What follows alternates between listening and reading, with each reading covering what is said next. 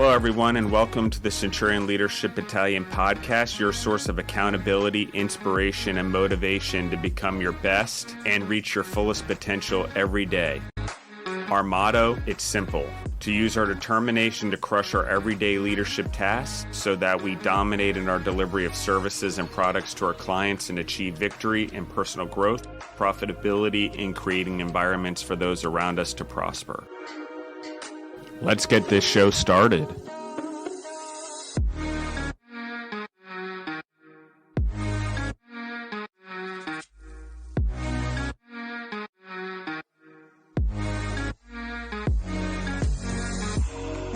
Welcome back to the Centurion Leadership Battalion podcast. This is your host, Alaina, and your host, Justin, as well. And we are really happy to have you listening in for another Q&A episode today.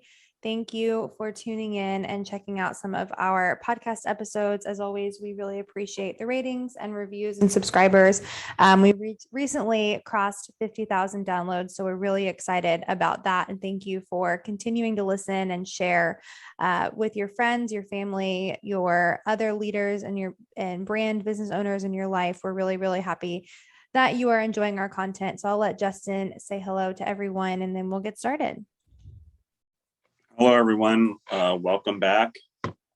Thanks again. As Alaina said, the podcast is doing well. We're growing.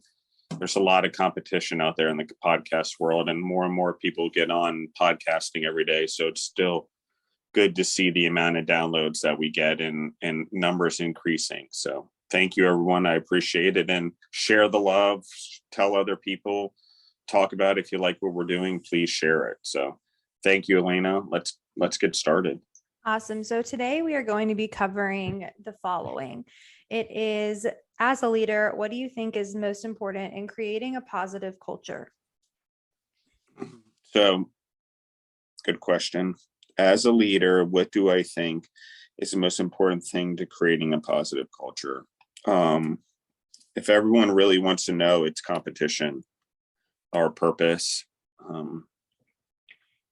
That's the real one in a nutshell. Positivity comes from everyone having a positive purpose or a feeling that they're contributing to the world.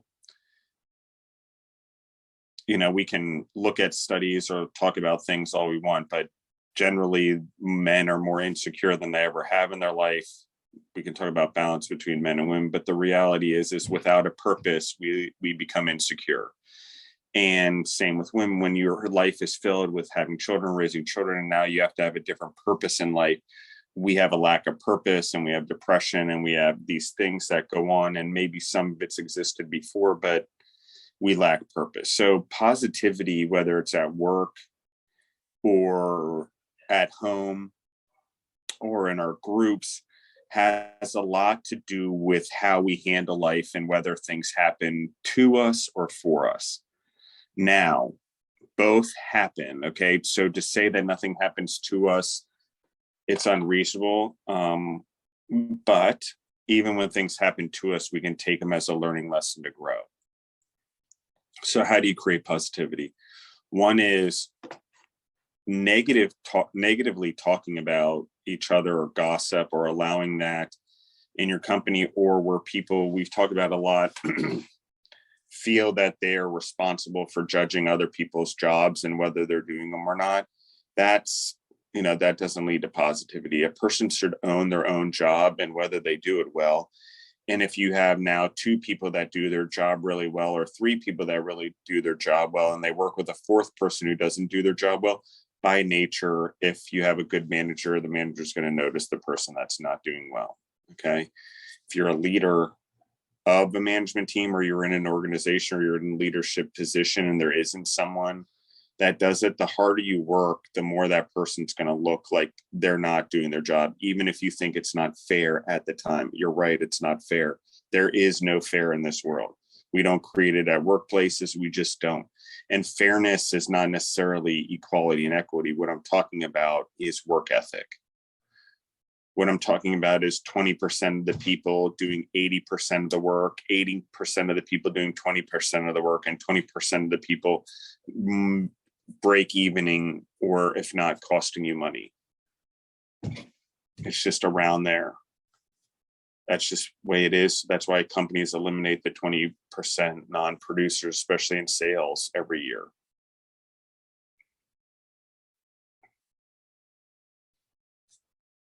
So how do you create positivity? Well, you have to have competition outside, inside, but in a healthy way. You want people to want to grow and be competitive with themselves, not necessarily with each other internally. And as a company, you want company to be competitive with all the other companies out there, but not necessarily focus on those companies, because you have to remain competitive and remain different.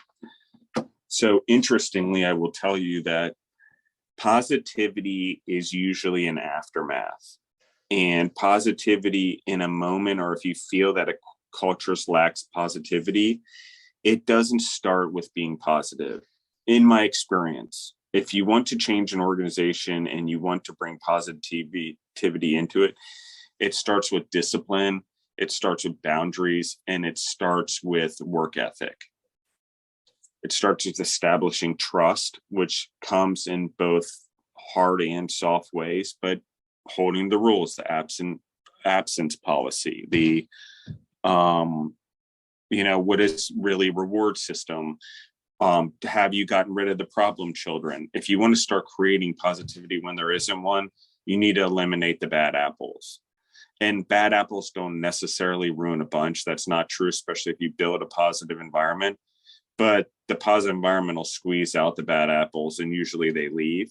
And if they don't leave, you should get rid of them, because it looks like that you're willing to put up with less of a standard, less of a thing. So positivity really comes from that top 20% leading the group in a positive way. So you want your work ethic, your hard workers to have purpose and have work ethic. And then from there, the rest of it, like the other 60% that makes up the other 80% of your work, and the 20% that doesn't make anything. Just to correct my math before it was wrong, I said 20, 80, 20. It's been 20, 60, 20.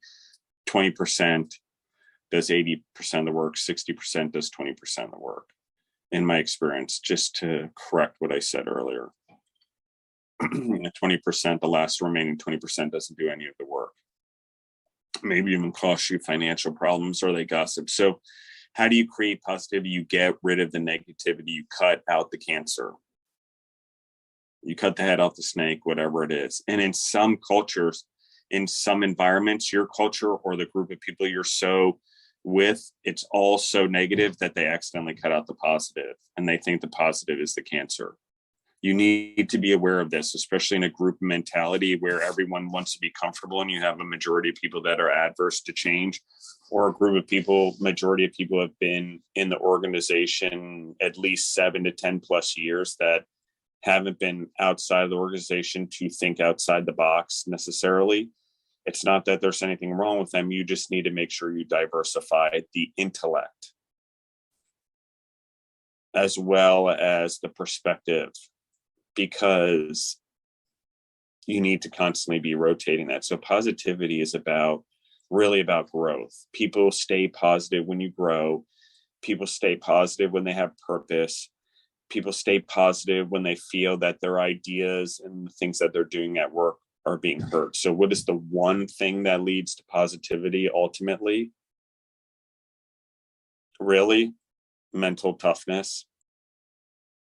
You put them through drills, you put them through training, you make sure the upsides are equally shared as the downsides, and you build mental toughness. And mental toughness and being able to handle life as life comes at you, no matter what, and stay on a routine, especially in manufacturing like food or anything that requires a disciplined process, procedure, and protocols.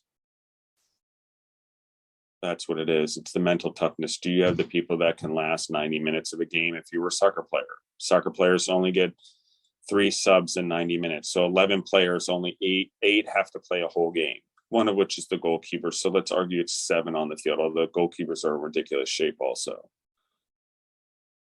It's the same thing. And the players cover for each other because they have endurance. So you're looking to play a long game. 8 players have to be on the field at all times for the game every day. What does that look like? Call in, call out. Those are your subs. So what does that look like? That's really, how do you create positivity? It's in the mental toughness you create through making things hard, especially when times are good. You need to make things hard, like on purpose. You need to make sure they're sharing hardship. When times are bad, you don't want to hide the hardship, but you want to reward the minor steps in a positive direction more. People don't realize this, but it's really what you should be doing is holding on to your cash. And I've learned this the hard way, holding on to your cash during the good times. And then when the bad times come, incentivize the people more during the bad times, not during the good times. The good times are the reward for working hard during the good times, bad times, always. However you handle the down times, the COVID times, the 9/11 times, the financial crisis times, during those times is how your company does during the good times, how successful you are. Same with a human. So positivity is being able to get through hardship. And everyone's like, oh, it's butterflies and rainbows and, unicorn farts. But it's like, no, it's,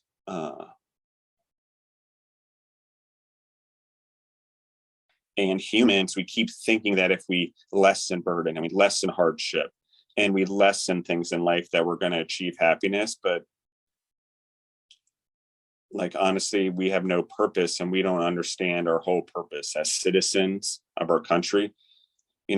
As citizens, do we have the mental toughness? Let's talk about, how do we get it? Okay. If I was a true citizen of my country, right, I wouldn't only work for the economy or my children.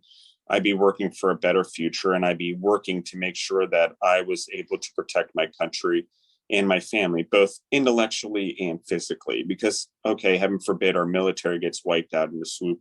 Who's the next line of defense? Regardless if you agree in war or not, you want to protect your family.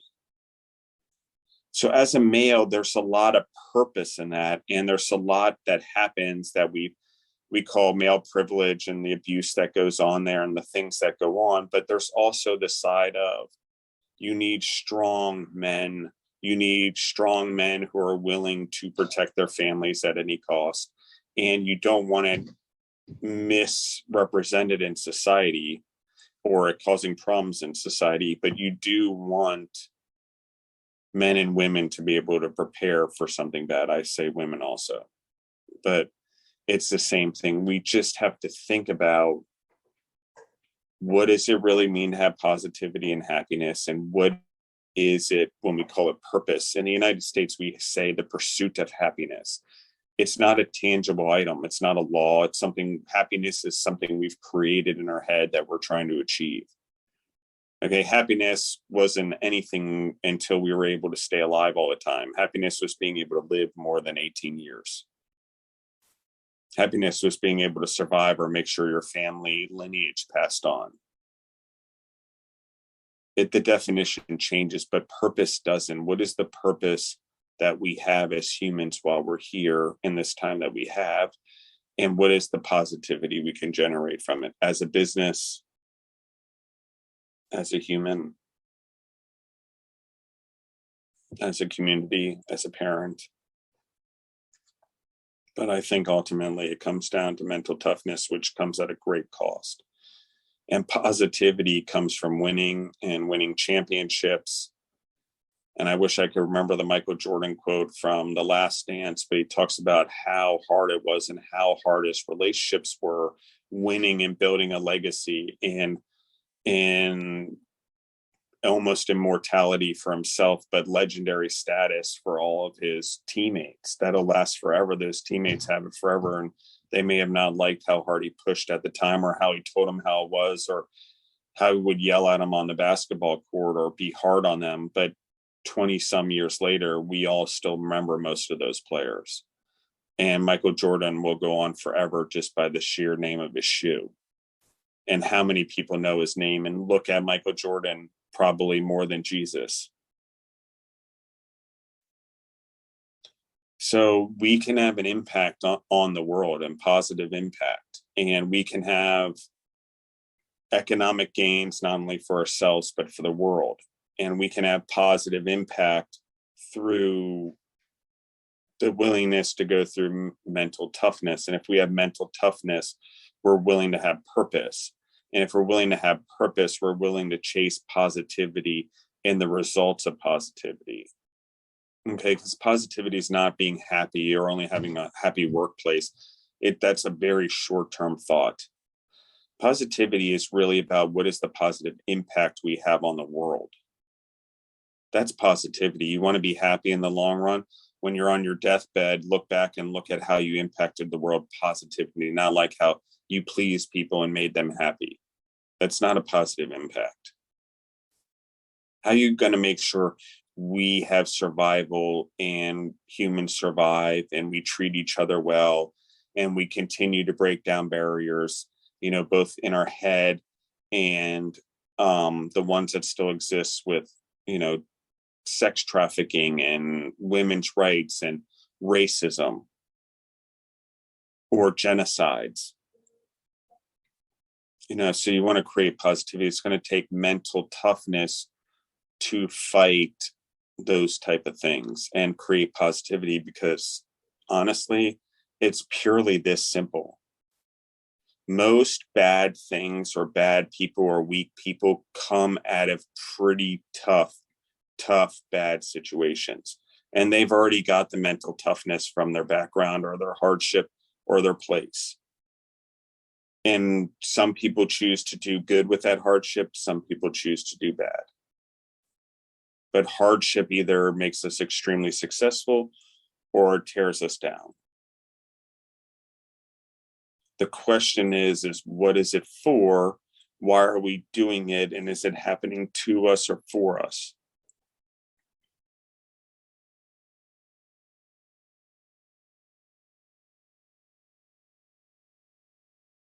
So positivity,